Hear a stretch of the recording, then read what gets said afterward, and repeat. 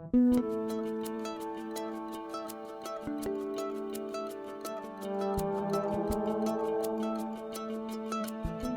there, friends.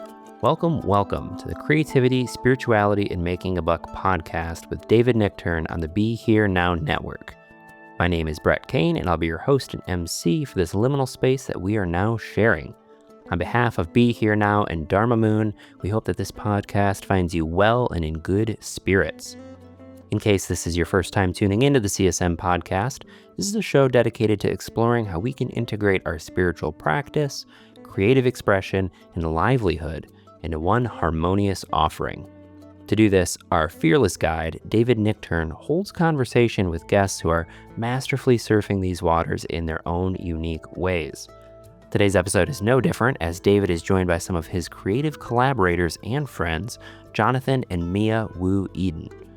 In case these names are new to you, which they very well may be, Jonathan and Miya are the founders of Nobody Couple Studio, which is an innovative and dynamic film production startup.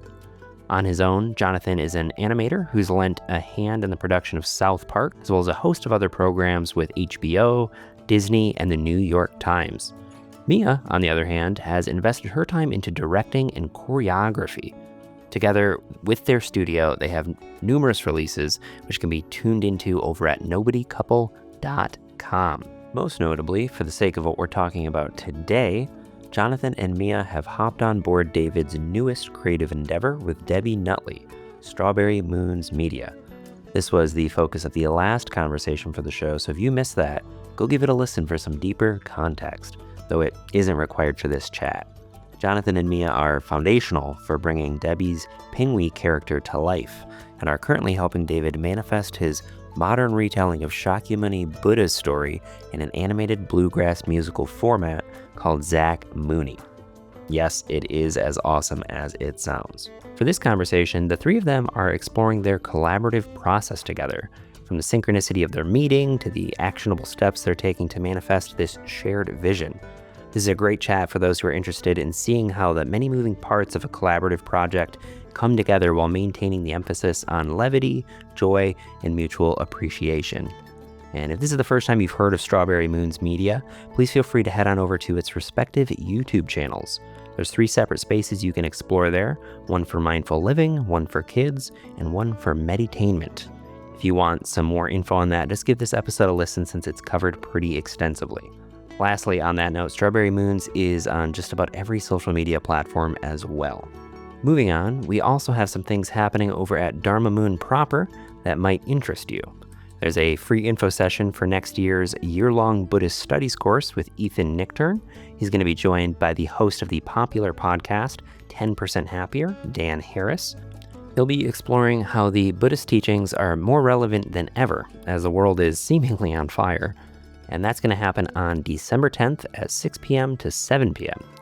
So that's what's happening in our worlds over here. I do want to offer one more final deep bow of gratitude to the folks over at the Be Here Now network for helping produce and distribute this podcast. If you're interested in conversations on spirituality through a multitude of lenses, you won't find a better stream to drink from. They have podcasts from some of the greatest teachers of our time, including Sharon Salzberg, Jack Kornfield, Joseph Goldstein, and of course, the hundreds of lectures from Ram Dass.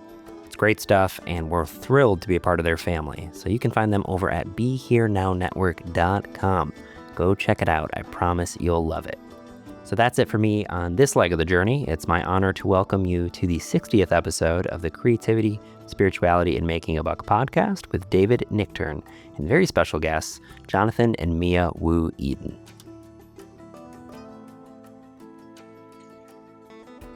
Okay, so I'm so happy to be welcoming my friends and colleagues in some wonderful work projects that we're doing together, Jonathan and Miya Eden, who are a wonderful couple from Los Angeles area, extremely creative people, very deeply spiritual people, and of course, they're well on their way to becoming fabulously wealthy, right? That's the goal. Okay. So I want to start by just telling everybody a little bit how we came into contact together, which is everybody knows about my Dharma Moon platform, which is a meditation teacher training platform. But we also started, myself and Debbie Nutley, and in the last podcast we talked about it, a new company called Strawberry Moons Media, which was always a little baby. And my mother used to say, just a twinkle in the mother's eye before before you're here. And it was the idea of taking a creative company and doing media that was kind of synchronized to the mindfulness and compassionate traditions coming from the wisdom traditions all over the world, and in particularly the Buddhist tradition. So yeah, we started 3 channels for kids, which is Debbie Nutley's specialty, and teaching Pengwee and Ruby, her mindful, compassionate young penguins, and a mindful living platform, which is for repurposing content and making kind of very accessible to people about how to practice meditation and how to include that in your everyday life, a way of being. And then the third platform was called Meditainment, which is kind of like, the attempt to create a spiritual Warner Brothers, as we talked about it the last time. So we began to feel that animation was going to be an important element in how we presented this to people. And Debbie Nutley, who's a very enterprising person, reached out through different schools and different bulletin boards, and somehow miraculously, and I really mean that this way, found Jonathan, who is a wonderful animator, and has also quite a strong track record working with projects like South Park and other projects that he'll tell you more about. And somehow we all clicked together, and then we started working on some animation projects for Strawberry Moons Media. And then along that road, Miya dropped in from the next room, really, and just popped in. And it turned out she's a choreographer and a movement specialist. And we began to work together on that element of the Strawberry Moons Media, where we needed people to move, or we needed them to, create expression through movement. So, and now a year later, we have had a wonderful run, everybody, of working together and getting to know each other and being creative together, and have created these projects that you can now see on Strawberry Moons Media, and much more to come. So thank you, Jonathan. Thank you, Miya, for joining me on the Creativity, Spirituality, Making It Buck podcast. Thank you for having us. Yeah. So maybe just each of you could take a minute, just give a little background for the folks out there. How did you get into what you're doing? Where are you from? And how did you end up in this particular way of working in the world and creating this kind of livelihood and creative expression for yourselves? So either one go first is fine, Sure. Yeah. I come from Rhode Island originally, on the East Coast. And ever since I was a kid, I loved animation, Disney films, cartoons, whatnot. And my mom really supported my artistic nature and wanting to draw all the time. And then I wasn't sure really what I wanted to do for college. So I toured so many different places, and animation was kind of there, but is it really the right path for me?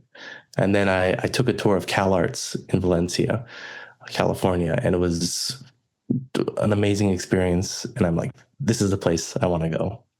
And since then, I've been in the animation field, worked for South Park, HBO, some Disney projects, New York Times, and now some amazing work with you guys at Strawberry Moons. Unbelievable. Is CalArts like the mecca is it like the MIT of the animation world? It's one of the top ones out there. I would say for traditional hand-drawn animation, it's really the top. And that's what I wanted to do and get into, because I was a really big fan of the traditional Disney style. So that's what I studied, character animation, while I was there. And it really opened up the doors, not only in my training, but the network and community that was there at CalArts to really get into the industry. And how long ago was that? When did you graduate from there? Ooh, I graduated 2012 and then have been in LA ever since. Wow. Wow. And how'd you meet Miya? And then we'll ask her a little bit about her arc. Yeah, we met online dating apps. Should we tell people which one? Hinge, Oh, highly Hinge. recommend it. Okay, Yeah. really? Okay. Well, I don't know about now. Back then it was nice. Yeah. You met on a dating app. That's so cool. Okay. I had recently moved to the West Side, and then she was studying directing at UCLA at the time. And when we met, it was a really great connection, like as friends first, and then it grew. We really shared a lot of the same interests, and definitely in the same field of entertainment. Fantastic. And Miya, do you remember seeing his profile and what you first thought when you saw it? Yeah, the first time we met, actually we are not like alone. I bring my classmates, and my classmates really like him. Said, "Oh my God, he has such a smelly face and beautiful eyes." And I said, "Yeah, yeah, yeah." And he's a very like a gentleman and just talk a lot and a very what do you say, like a for what do I describe? It's more like a very happy Upbeat. person. Mm-hmm. Yeah, like always very smiling and happy. Right. Yeah. Sweet. And what were you studying at the time then? You were going to UCLA for directing? Yes.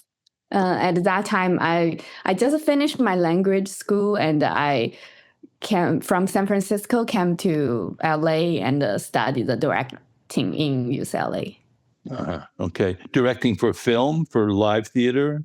Yes, for film. For film. Okay, wow. Yeah, for film, live action. Okay, so we're going to want to get into that a little bit more.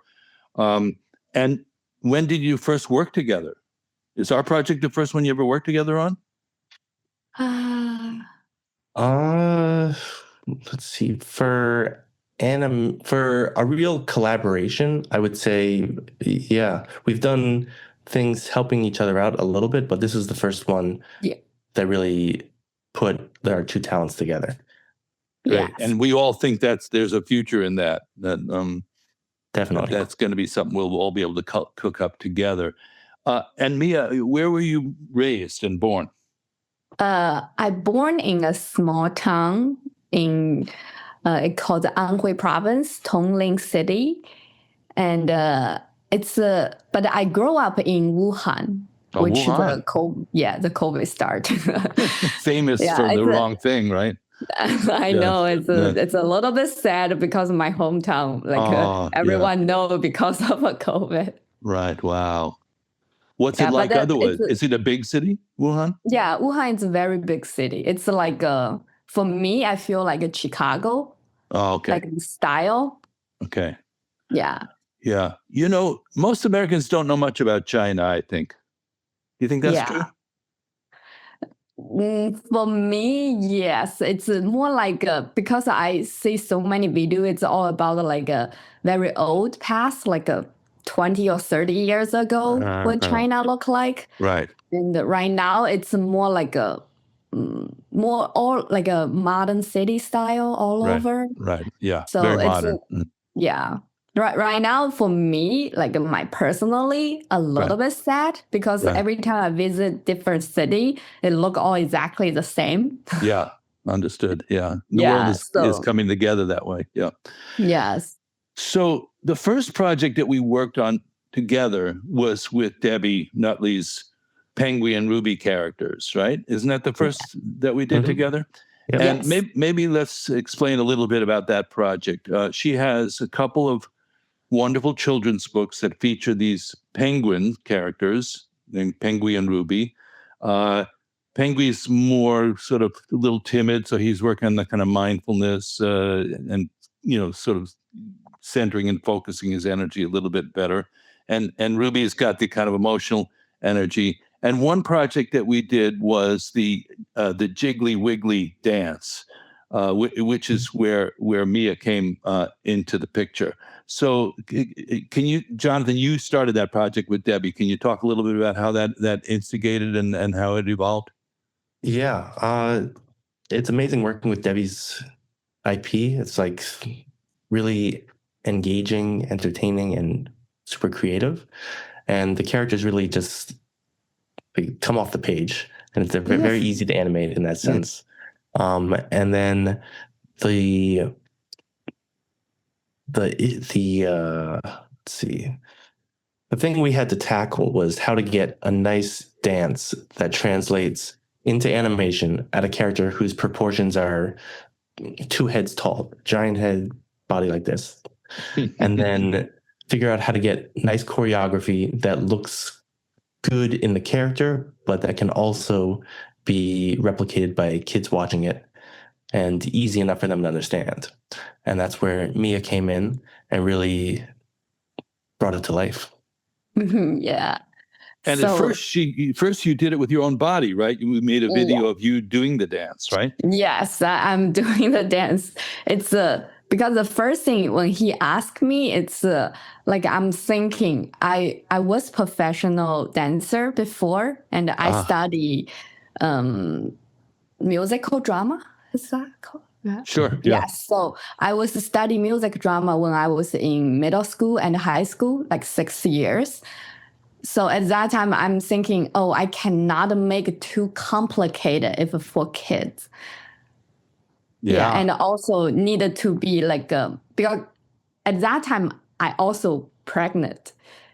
And so I'm thinking like I saw so many video about the kids and how to raising kids.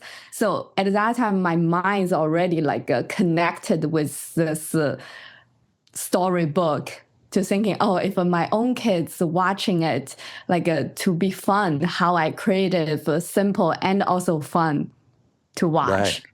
Simple and fun. And we proved that intriguingly last year. Debbie came along. We have a meditation company in Japan called True Nature. And oddly, I've been to Japan 26 times. And we have a whole community there. I'm going there in 2 weeks. We have a whole community there that's practicing meditation and these things. So while we were doing a course, one of the women's kids was in the waiting room, in the sitting room area, and was getting very bored. But she wanted to come in and take the class. And we put it up on the YouTube, the Jiggly Wiggly dance. And this little Japanese kid who was probably 3-4 years old kept hitting play over and over and over again. And it kept him completely entertained for the whole time we were in there having the class. So no doubt kids can tune into this. So then you did it with your body first, and then there were some sketches, right, Jonathan? What's your process like? I think people are fascinated by animation. I know I am. Yeah, with this, it was a lot of hand-drawn animation, key pose to key pose. So I used key pose to key pose? Yes. Yeah. Wow. So there's different ways to do animation. Okay. One technique is straight ahead, where you're drawing one frame, then the next frame, then the next frame. It leads to some really fluid animations. The best examples would be using it for like effects animation if you want to have fire really billowing and going crazy. And then there's tweening, which kind of lets the computer take it from one section to the next section, which saves a lot of time, but can look robotic in moments. So you go back in and you tweak it and make it look nice. And then there's the pose to pose, which is the more traditional style that you'll see in like anything hand-drawn in the past, from Disney films to anime, all that, where you're drawing the one main pose, then the next pose, and then you do an in-between in the middle, and then you kind of work your way from those key moments to fill out the rest. So when you say hand-drawn, are you drawing on paper or on the computer? So I'm drawing it on a tablet in the computer. Okay. So hand-drawn in the sense that I'm moving my hand around, but most things are a lot easier if done digitally. Gotcha. Yeah. It's I think this process, the word you just used, tweening, is a very Buddhist idea. What happens in between? And some people have even translated the word bardo, like the states that we don't pay attention to, or what's between one thing and the next thing, so that there's a process. You have the person here, and now they're going to end up here doing this, right? How did they get there? And the computer helps with that? Is there a software that helps with that? Depending on which specific programs you're using and the way you set it up, they can really help a lot in certain situations, and then in other ones, they don't help at all. For the Jiggly Wiggly dance, because there was so much movement, I had to draw a lot of it by hand because, the character being in extreme poses is harder for the computer to calculate, as opposed to if it's really just moving the body from here to here, that's easy. But if they're spinning around, that requires a whole different system. For most people like myself, it borders on magic, because, and also as we work together, so you work with Debbie on the for kids stuff, the Pengwee and Ruby stuff, and that is kind of was how we launched. Then we started to talk about this other project that I'm doing, which is created what I call the world's first, I just called it that, animated bluegrass Buddhist musical. And I guess I'm going to get calls, or, it'll go to Reddit and say, I wrote an animated bluegrass Buddhist musical. But it's obviously a very unique combination of factors. And it started off, it's called Zach Mooney's Dream. And it started off just, who knows where creative ideas come from. And I was going to do it as a live theater piece originally. And then when the pandemic hit, I thought, oh boy, that's going to be hard to do. And I then thought of the idea of doing an animation. And then 2 or 3 years later, you two miraculously appeared, and we were able to execute the beginning and now middle stages of executing that project. So it's based loosely on the story of the Buddha, who is Shakyamuni. So Zach Mooney is kind of a play on that. And it's just like, what happened if that happened now? Well, he would have been born in Kentucky in an affluent family that was sort of situated to be, he was going to maybe be a senator, or maybe even the vice president. And he was going to go into the family law firm, and he was going to marry his sweetheart and have a kid. And then he was just going to experience, as the Buddha did, the reality of old age, sickness, and death, which happens when his beloved Aunt Suji dies. And he is shaken to his core, and then has to go out and find out what's really true for him.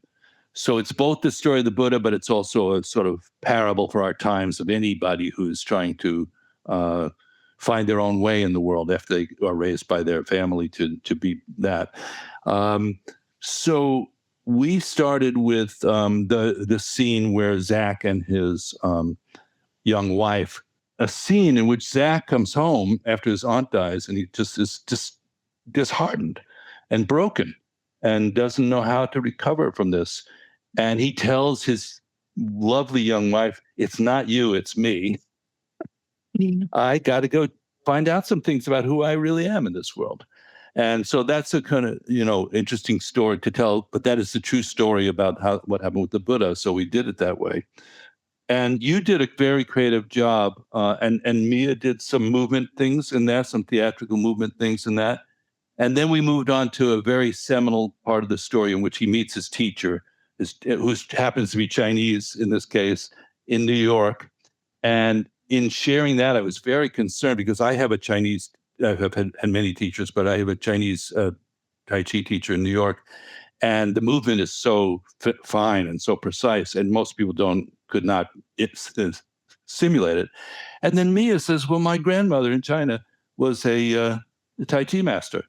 And I just go, well, and then she did a perfect and flawless job of simulating the movements. So that kind of really made my day. So can you tell us a little bit about your grandma? Is that possible? Yes. My grandma. Actually, I want to talk about the thing. It's last year she passed away. Sorry. She is 92 years old at that time. So it's for us it's pretty good. And when she passed away, it's also very smooth. And she believed in Buddha almost 40 years since when she around 50, and she's a vegetarian because of a Buddha. So it's when I grow up with her, because my parents is pretty busy at that time, so I grow up with my grandma. Oh, good. Yeah, so it's I kind of living in the Buddha-ness around me, and it's I cannot say I'm a Buddhist. Buddhist.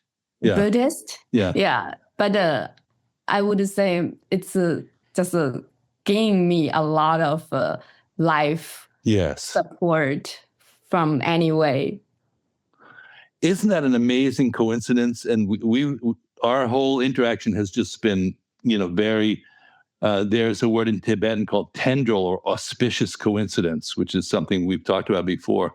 But that was kind of a really, really good one. And that scene, just so you know, I shared it with my teacher in New York, Sat Han, and he loved it and really thought that we did a great job in terms of representing what a teacher-student relationship can be like, which Jonathan really, really got the how they work together, and also the kind of imagery of meditation, and also working with the mind and the body, which is really all that it's about. So, what was your grandmother's name? My grandma's name is Rui Yang. Well, wherever she is now, we're expressing our love and appreciation for her because she's with you. Yes. She's strongly with you. Yes. It's when Jonathan brought me in this project, and when we talk about the she loved Tai Chi. Yeah, and when I grow up, she also taught me I don't know how to translate that. It's like a Tai Chi, but when you do Tai Chi with a sword. Yeah, the sword form. Yeah, the sword form. Oh, beautiful. Uh-huh. Yeah, so we always went to the park with a lot of people together and doing that every morning. Wow. Yeah, so it's just bring me back the old time when I was young, and everything I love to doing it. Yeah. I wouldn't have dared to wish for this. Couldn't even imagine that we would have this in common. It's so wonderful. Yeah. And during this time also, you both have been doing other projects, right? And Jonathan, you're sort of well-known as one of the crew that works on South Park. I know you can't, tell us what the next episode's going to look like or any of that kind of inner information. Is there something you could share about, what it's like to be involved with such a high-profile project?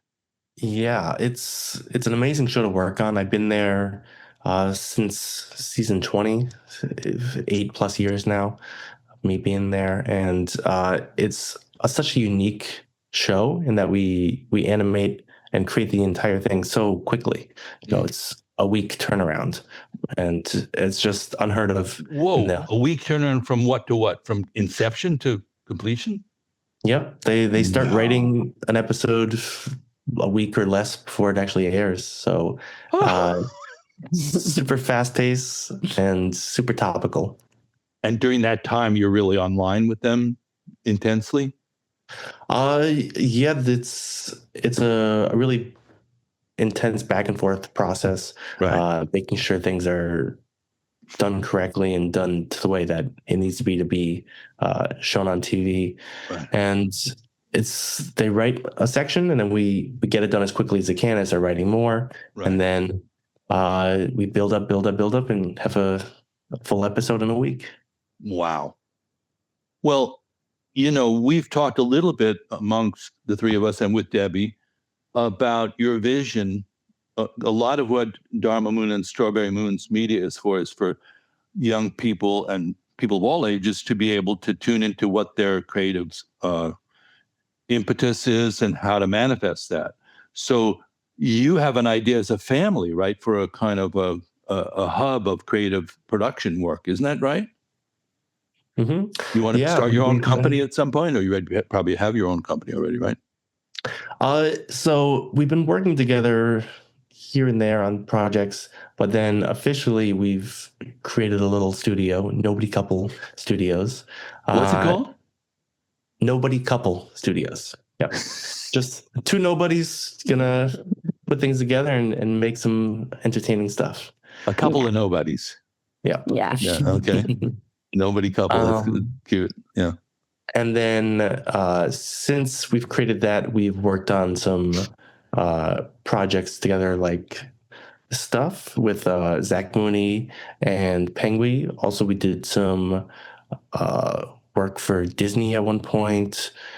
And the main thing that we've been working on is live action vertical miniseries, which she produces. Wow. Can you say a little more about that? Because I don't know if most people know what that is. I mean, maybe older people don't know and younger people all know, right? So for the verticals, it's like a new things right now. It's just because of a TikTok or Instagram Reels. It's all like a vertical. Right. So in China, they start filming vertically and making the like a soap opera style. Mm-hmm. And then they kind of transition to here. Mm-hmm. And then they start making the same thing. And from a different story or same story, but different platform. And it just tend to the movie faster. But just cut the movie to a small, like short clips. Yeah, short clips. But each clips have to have a hook, so people will keep watching it. Sure. Yeah. And are the clips from one to the next like episodes? Yes. You get like comic strips from the old days. Yeah, essentially it's like a movie's worth of content cut up into 1 to 2 minute episodes. Right. Each one needs to be self-contained enough that it makes sense, but also have a hook that makes you want to continue watching to the next episode. Yes. It's a totally compelling and contemporary idea for everybody who has short attention span, including myself. So it'd be like you're watching, it's almost like Instagram, you're watching a character get developed over a period of time. I spend a fair amount of my personal entertainment time on Instagram these days. I just love somebody creates a character and then you follow them and they have little quirky little things. Is your ambition at some point to do feature-length product also? Yeah, I think doing a real traditional feature where the camera is not vertical but horizontal is always appealing. And I think we'd definitely be up for the task if the opportunity presents itself. So we would need the right project. And then we could just hire you guys to do it, right? Yeah. Sounds great. Okay. Yeah, sounds great. Is there a website? Do you have a website that's sort of framing out what that part of what your work is? Yes. Yep. Nobodycouple.com. Everybody go check it out. And now this is part of the conversation, as you know, the podcast is called Creativity, Spirituality, and Making a Buck. And that's because I wrote a book of that same title. I'm always interested in how people integrate and put together their different aspects of life, which includes, in your case, family. That's another, I didn't really write explicitly about that, but it's included there. So you're working together as a family. You're creating a family business there, and you both work independently as well. So, and I think at this point, we have to mention the star of this particular show, which is your new offspring, Arthur, who has really synchronized up completely with us getting together. Isn't that right? Was he even born when we started talking? No. So this is really Arthur's company. at this point. So you actually, we gave birth to these projects, and you guys gave birth to Arthur all in the same window, right? Yes. Yeah, And I think he is a lord of the three realms, in my humble opinion. I met him out in L.A., and I don't know. Is there any chance that people could say hello to Arthur? Is that even possible? yeah. Yeah, Really? I can go get him. Okay, he'll be the heir to the family business. And one thing we'd like to say about Strawberry Moons Media is it's good for the whole family. We're working with kids, and we're working with the practitioners, and we're working with the whole idea of family entertainment. So when we created Zach Mooney's Dream, I thought a kid should be able to watch this, and a grown-up should watch it with equal level of interest. So what's it like being a dad, Jonathan? I think you can never be prepared for it. It's just everything is not as you expect. It's an amazing experience, and it really puts into perspective how hard it was for our parents to be parents, and that their parents, their parents goes all the way back, and also that the house can never be baby-proof enough. I've realized. Every day he's a little taller, he can reach a little bit further, and he's getting into a lot of trouble. Oh, okay. And here he comes. This is the first. Oh, hi, Arthur. You're on a podcast. Do you know what a podcast is? That's where we talk to each other, and other people get to see it. A lot of people get to see you and meet you.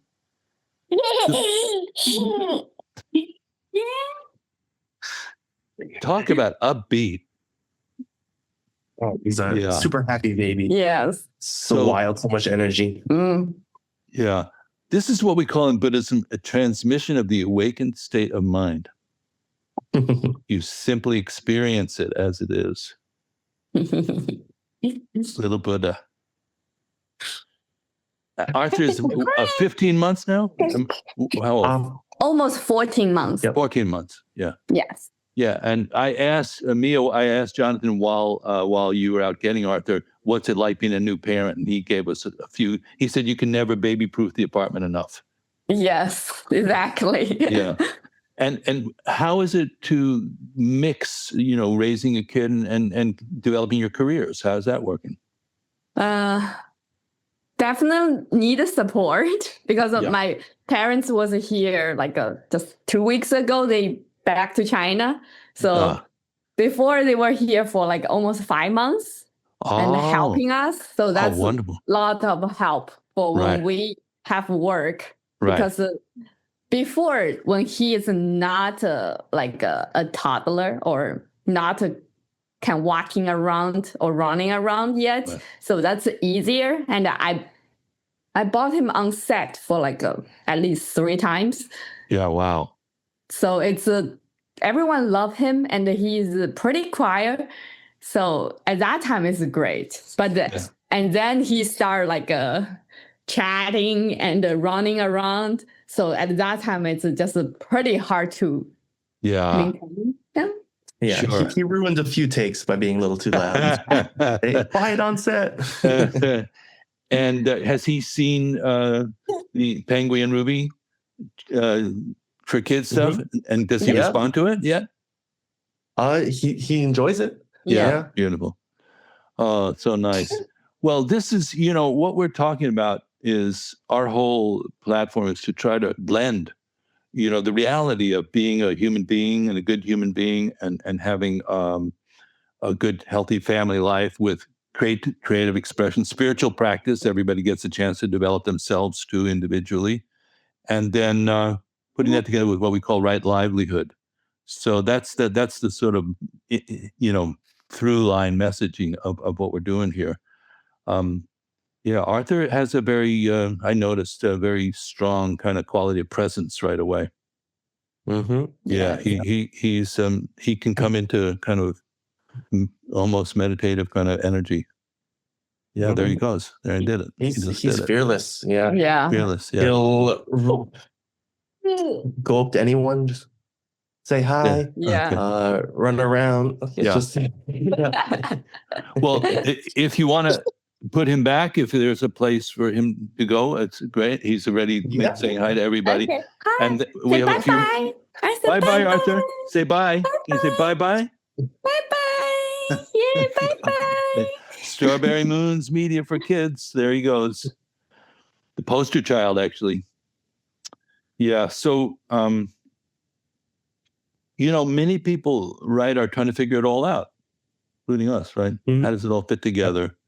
And, personally, I had to work a lot, Jonathan, between my creative life and Dharma life and how to put that together, and family life and those things. I was about 30 when I had my son Ethan, who is now a very well-known Buddhist Dharma teacher on his own right, intriguingly.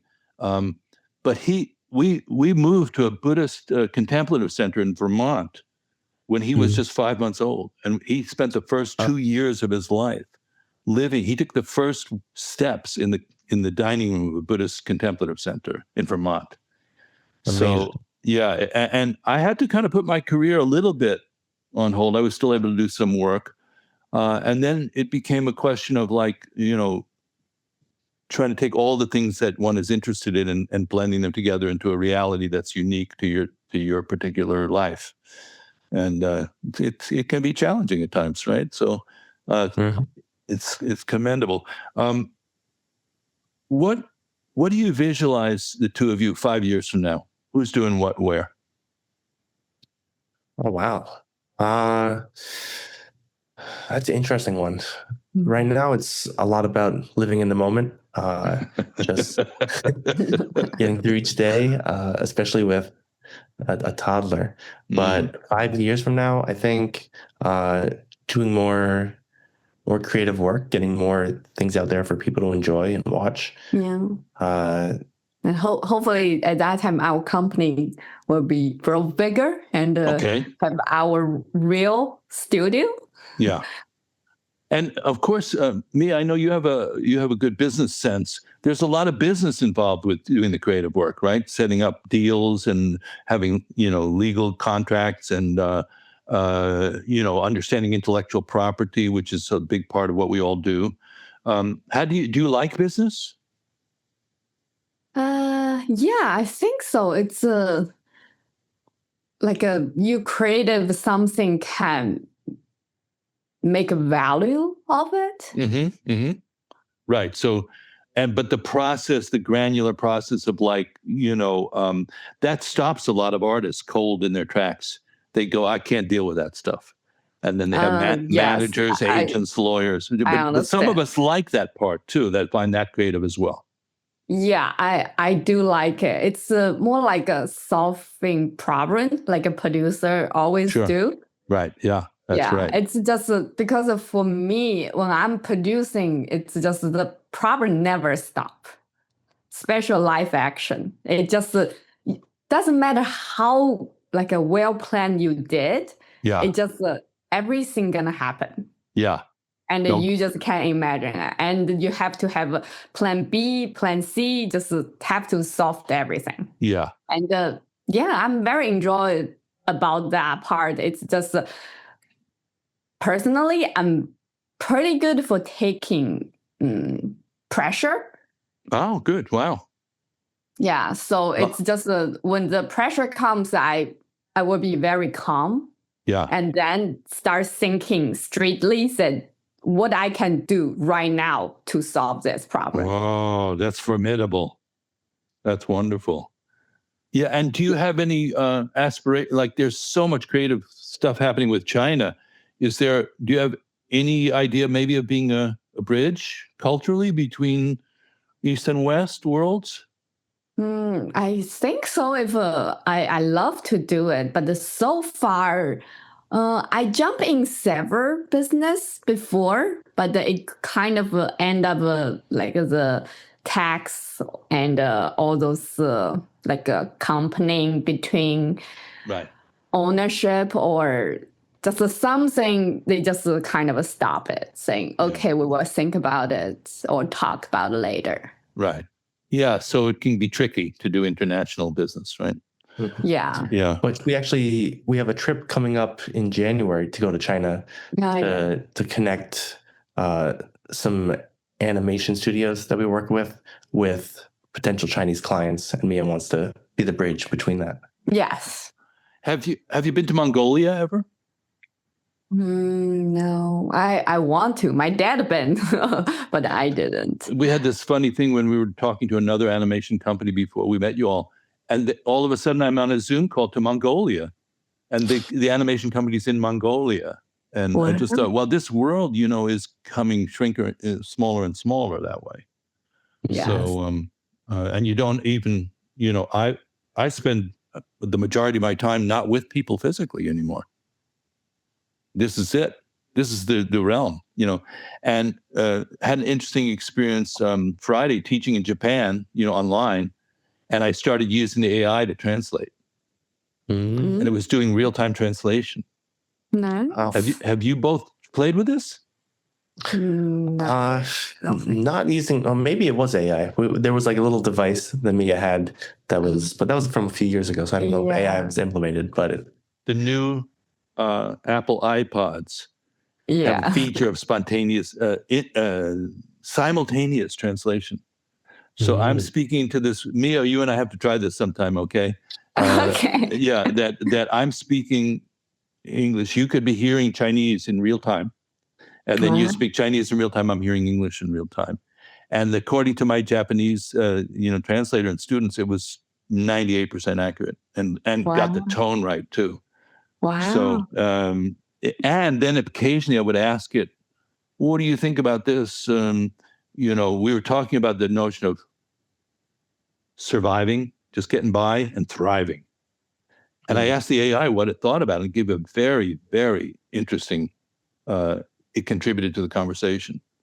So I can only imagine, Jonathan, that in the animated world, isn't this a kind of a wave coming on?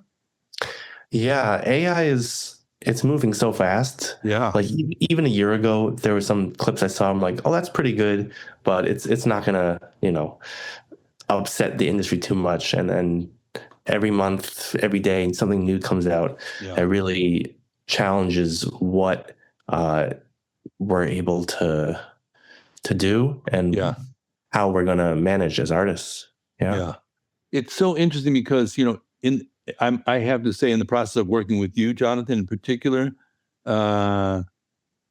it's really, it might be the first time I have worked in film and television, so I'm aware of that kind of bridge. But the idea of animation is sort of closer to music in that you're really creating something out of materials that don't really exist anywhere else, And the way you interpreted and the way we've talked about certain inner world, like, you can show somebody's inner reality with animation in a way you can't with film or theater. You have to imagine it. But so we took a little, when Zach is leaving his home in Zach Mooney's dream, and then he's walking down the road. He's not walking down a real road. He's walking down the path of his imagination. And the fact that I think you and I have been started to play with that, and we'll do it more, of like, okay, this is the literal story being rendered here. And now we're in so-and-so's mind, and we can still continue to shape experiences and realities. So I think the boundary between what you're imagining and what is actually really happening is going to dissolve basically over the next bunch of years. Mm-hmm. Yeah, with virtual reality, did you see the augmented reality glasses that they're coming out with? Mm-hmm. Amazing stuff. Yeah. It is amazing. I do you have an interest in it, both of you, as a sort of, this is the world you're going to be in, right? In a certain point. I think it's going to get to a place where everyone's going to need to accept some forms of AI at some point. How much of it you use is up to the individual, but it's really a new process that's going to be part of daily life, I think. Right. Just like, the car came and then the horse and carriages disappeared. Thing of the past. But it's scary, but also exciting. So we'll have to see how it goes. Well, and also certain part of our communication's literal, like, okay, let's have him walk outside now. But like a couple of things that you've done were poetic choices that you made in the visual field, rendering the story. And the one that comes to my mind is there's when his aunt Suji dies in Zach Mooney's dream, a leaf, you show a leaf falling down, indicating the impermanence. And you just had it bounce against the frame of the window a little bit. I commented on this and then go. These kind of choices are poetic choices. They're not literal. And it was interesting when I asked the AI, are you capable of experiencing what we call in Buddhism non-conceptual awareness, ground awareness without any storyline, any narrative? And you know what it said? No. It said no. It was so humble in a way. And it said, this is a unique part of the human experience that you're all very privileged to be able to just experience awareness in this pure way, without a narrative, without a language model. And then I asked it, are you capable of experiencing joy or appreciation? And it said, in my own clunky AI humble way, yes. For example, I'm enjoying talking to you right now, having this conversation. I went, and I'm talking to 30 Japanese people on a Zoom call at the same time. So I think the kind of the last zone is to explore what the creative process is like for both of you. What's the source of it? Why are you creatives? I think for me, creativity is about expressing yourself and expressing your unique view and doing it in a way that can bring either joy or entertainment to others. Like seeing people react to something I've animated or a drawing is just, it's a great feeling. And it's something that you've uniquely created with your own perspective that no one else could do, and put it out there to the world. Yeah. So it's a two-stage process for you, which is the inner process, but also it's important that people see it and respond to it. That's part of the whole gig. Miya, anything to add to that from your side? I pretty agree with Jonathan, and it's just everyone have their own view, and just if I have the power to creative one from myself and to share to everyone, it's just an amazing process to do it. I think that's such a good moment to end on. And if everybody looks, we'll have in the show notes here, we'll have how you can reach out to Jonathan and Miya and see some of the other work that they're sharing with the world. And I just want to close by, expressing my appreciation for both of you and the work that you're doing in the world and the way you're expressing your creative and offerings with everybody, and how much fun it's been to work with both of you. I'm very happy about it. Thank you so much. Yeah, it's been wonderful working with you. Yeah. And thank you for having us on the podcast. Thank you. All right, friends, that was episode 60 of the CSM podcast with Jonathan and Miya Wu Eden. Want to offer one more deep bow of gratitude for them for joining David in this conversation. If you want to plug into some of their work, head on over to nobodycouple.com. They have a lot of stuff there that you can tune into that I think is really interesting and really groundbreaking in a lot of ways.